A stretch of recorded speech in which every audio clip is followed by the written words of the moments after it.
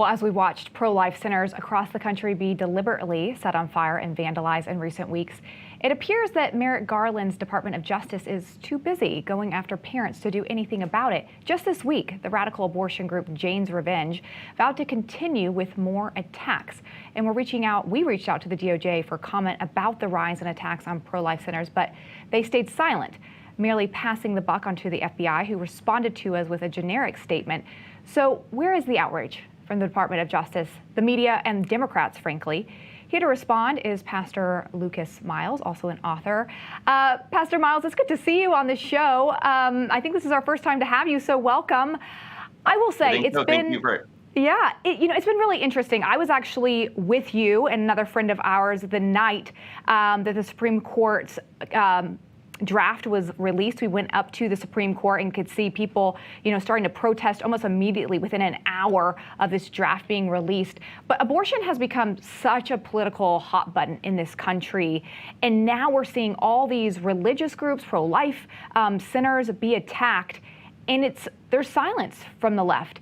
Even Nancy Pelosi this week was asked about it, and she went off about religion. She went off about how she's a strong Catholic, instead of just saying, she could have said, I'm pro-abortion, but I don't support this type of violence. But no, because it supports her political narrative, she couldn't say that. I mean, where are we? If this was happening to Planned Parenthoods right now in this country, what's happening to pro-life crisis centers, I think we'd be in a very different place, what we'd be hearing from Democrats.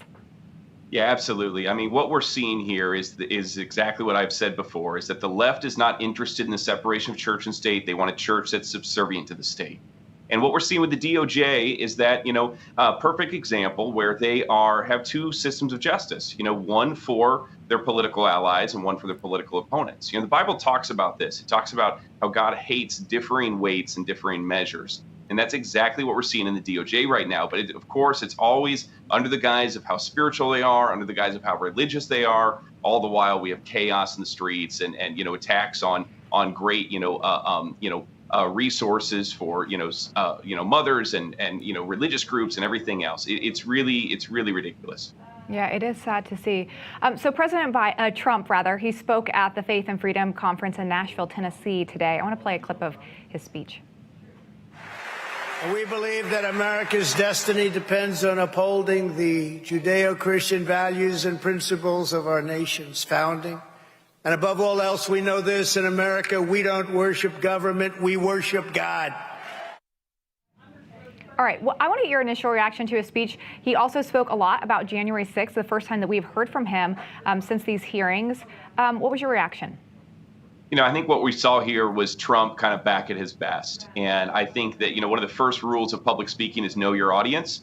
And Trump really came out swinging, knowing his audience. He knew that, conservative Christians were, looking for how he was going to respond to these things and whether or not he's going to address the issues on January 6th, the issues on, what's happening in our school system with, kind of the grooming of children and all these different topics. And he certainly came out really, very strong on all of them.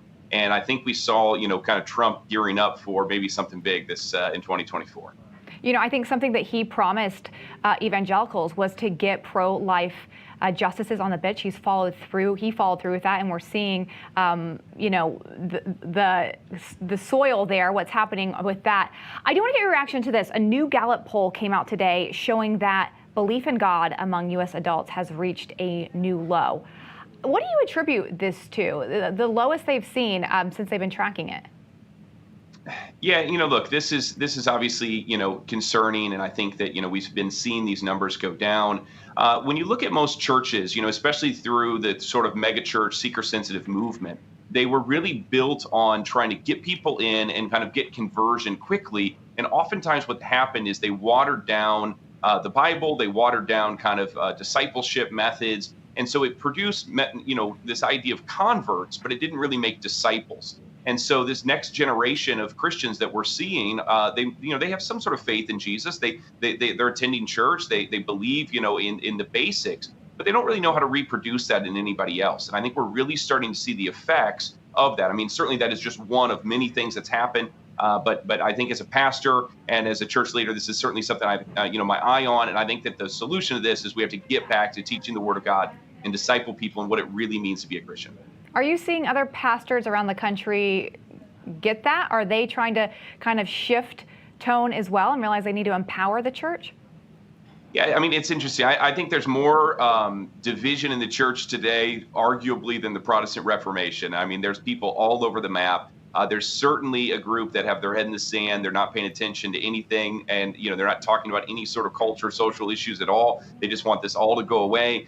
There's others that are just continuing to sort of go forward with this sort of seeker-sensitive, big stage sort of concept. But I think that there's a resurgence of pastors that are recognizing the need for really doubling down on great teaching, on talking about how the gospel interacts with every single area of our life and how it affects from morality to how we raise our kids and everything else. And so I'm optimistic for the future, and it's certainly what we're doing at our church, at Influence Church, as well.